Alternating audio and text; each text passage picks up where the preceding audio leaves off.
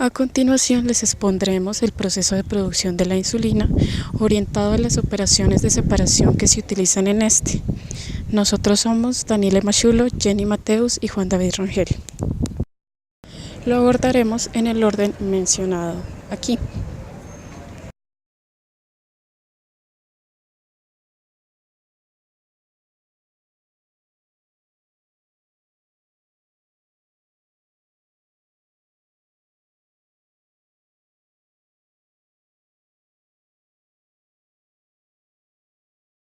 La insulina es una hormona producida por el páncreas, que junto con el glucagón regulan los niveles de azúcar en la sangre. Los bajos niveles de esta hormona provocan diversos síntomas resultantes en diabetes, que si no llega a ser tratada efectivamente puede conllevar a otros problemas de salud más serios, como la insuficiencia renal, el llamado pie de diabético, problemas oculares, hasta ataques cardíacos. En la actualidad, esta enfermedad va en aumento debido a los hábitos de la sociedad contemporánea, sedentarismo y mala alimentación. Se calcula que para el año 2000, 171 millones de personas eran diabéticas y para el año 2030 serán 370 millones en todo el mundo. Por su parte, la Organización Mundial de la Salud calcula 3.2 millones de muertes anuales asociadas a esta enfermedad.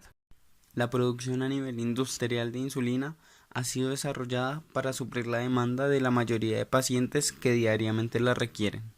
Tres grandes empresas abarcan el 95% del mercado mundial, produciendo esta sustancia de altísimo valor agregado a partir de organismos genéticamente modificados, E. coli o levaduras, para que produzcan la insulina que naturalmente solo producen las células pancreáticas. Luego del cultivo se debe separar la insulina de los demás constituyentes celulares y del medio de cultivo. El método de producción de la empresa Eli Lilly se caracteriza por producir insulina a partir de E. coli genéticamente modificada. Esta bacteria no excreta la insulina al medio de cultivo, por lo que es necesario hacer rompimiento de la pared celular y demás estructuras internas. Los posteriores procesos de separación se basan en el tamaño de las moléculas. Mientras la insulina tiene una estructura más simple, las proteínas, el ADN y los demás componentes poseen peso molecular de miles de unidades de masa. Esta separación se realiza mediante sucesivas centrifugaciones, posteriores precipitaciones y finalizando con la cristalización de la sustancia de interés. El método de producción de Novo Nordisk utiliza levadura como microorganismo modificado. A diferencia de la E. coli, sí excreta la insulina al medio, por lo que no es necesario hacer el rompimiento de la pared celular. Simplemente separar las células cultivadas del medio con la insulina. Esta operación se realiza mediante varios ciclones. Posteriormente se separa la insulina de otras sustancias del medio mediante cromatografía, aprovechando las propiedades de polaridad de la mezcla obtenida. Finalmente, se cristaliza la insulina, separándola del solvente utilizado en la cromatografía. Simplificando, el proceso de producción consiste en inyectar la secuencia del ADN de la insulina humana en la bacteria Escherichia coli para formar un cultivo bacteriano. Este cultivo crece y produce en gran cantidad la insulina humana junto a otras sustancias. Se procede a la ruptura de la pared celular para obtener el contenido, y ese contenido consiste en una mezcla de ADN, lípidos, ciertos insolubles y varias proteínas.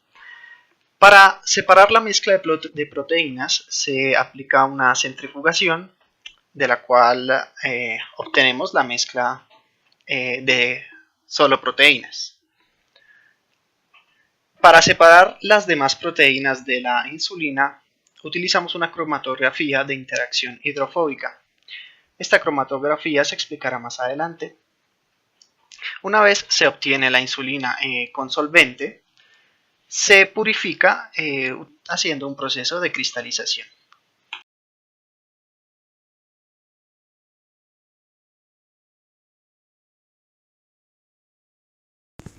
La centrifugación. Este proceso de separación se fundamenta en la diferencia de densidades, tamaño y forma entre las moléculas o partículas de la mezcla. El proceso de decantación se basa en este mismo principio, donde la fuerza gravitacional hace que las partículas con mayor densidad se sedimenten y las de menor densidad floten. En la centrifugación, se pone la mezcla a rotar a gran velocidad en una centrífuga donde se produce una fuerza centrífuga mucho mayor a la fuerza gravitacional, resultando las partículas más densas alejadas del eje de rotación y las menos densas más cercanas a él. En la primera imagen se muestra una centrífuga utilizada en laboratorios para muestras pequeñas y la segunda corresponde a una centrífuga industrial. La cristalización es un proceso de separación basado en el límite de solubilidad de un compuesto en un solvente a cierta temperatura y presión. Como sabemos, para la mayoría de las sustancias el aumento de la temperatura conduce a una mayor solubilidad. Por ende, al disminuirla se presenta la formación de sólidos cristalinos que no permiten la entrada de moléculas extrañas y se obtiene una alta pureza.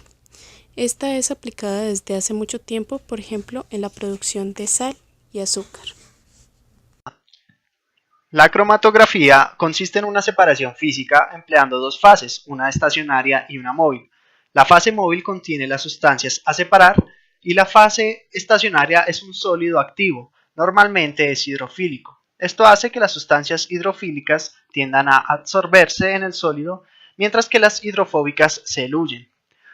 Para la separación de la insulina se utiliza, en cambio, una cromatografía de interacción hidrofóbica. En esta, la fase estacionaria se modifica para tener una afinidad a las sustancias hidrofóbicas y la fase móvil se sustituye por una sustancia hidrofílica, haciendo posible recuperar una sustancia hidrofóbica y eluir las sustancias hidrofílicas.